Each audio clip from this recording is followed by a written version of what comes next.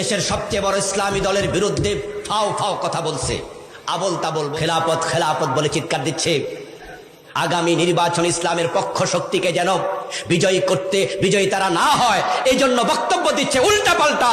আমি তাদের কাছে বলতে চাই, খেলাফতের পক্ষে তো আমরাও আছি, কিন্তু খেলাফতের কথা বলে ইসলামী শক্তিকে দুর্বল যদি করো, তুমি খেলাফতের পক্ষ শক্তি নাও, বরং তুমি ষড়যন্ত্রকারী হিসাবে চিহ্নিত হবে।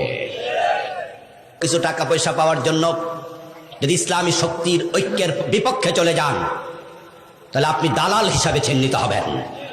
যে আলেমরা ইসলামী শক্তিকে ঐক্যবদ্ধ করে এই জমিনে কোরআন কায়েমের জন্য চেষ্টা করবে না, বরং তারা ইসলাম বিদ্বেষীদের সাথে হাত মিলাবে, ওই আলেমরা এই দেশে দালাল আলেম হিসাবে চিহ্নিত হয়ে থাকবে।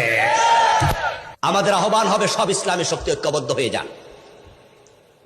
মতের ভিন্নতা থাকতেই পারে, মাসলাকের ভিন্নতা থাকতে পারে।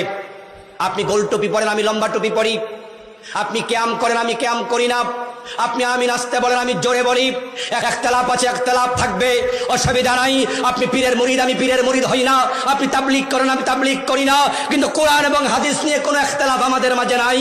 তাই স্লোগান হবে মাসলাক যার যার, ইসলাম সবার।